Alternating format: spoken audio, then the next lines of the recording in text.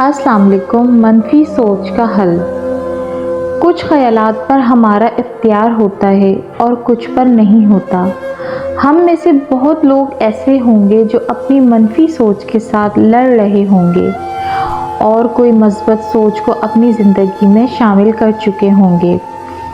اس لیے منفی سوچ کو ختم کرنے کے لیے ایک تو یہ ہے کہ ہم خود کو مصروف رکھیں اور دوسرا یہ کہ استغفار اور کلمے کو کثرت سے پڑھیں۔ ایسا کرنے سے انسان سے شیطان دور ہو جاتا ہے جو اس کو یہ غلط وسوسے ڈالتا ہے۔ زیادہ وقت اللہ کی یاد میں گزار دیں، یہ منفی سوچیں خود بخود ختم ہو جائیں گی۔ جب کوئی سوچ آپ کو لاحق ہو تو ایک بار اللہ سے مدد مانگیں۔ جہاں بھی ہوں، جس جگہ پر بھی ہوں، بس ایک بار اللہ سے مدد مانگیں آنکھیں بند کر کے۔ پھر وہ آپ کی پریشانی دور کر دے گا اور جتنا ہو سکے اپنے غلط خیالات کو جھٹک دیں۔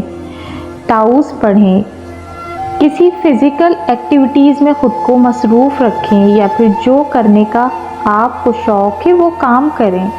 ایسے آپ اپنے خیالات کو کچھ حد تک تو کنٹرول کر لیں گے۔ بس آپ نے اللہ پر توکل رکھنا ہے۔ جو ہونا ہے وہ ویسے بھی ہو کر رہتا ہے، کیونکہ سب کچھ اللہ کے کنٹرول میں ہے، ہم بس کوشش کر سکتے ہیں۔ اچھی کتابوں کو اپنی زندگی میں ضرور شامل کرنا چاہیے، کیونکہ یہ اچھی کتابیں ہمیں بعض دفعہ اتنا اچھے کردار کا حامل بنا دیتی ہیں کہ پھر وہ منفی خیالات آنا بہت کم ہو جاتے ہیں۔ وسوسے اکثر انسانوں کو آتے ہیں، لیکن کامیاب وہی ہوتے ہیں جو ان وسوسوں سے جنگ لڑتے ہیں اور اللہ کی خاطر خود کو بدلتے ہیں۔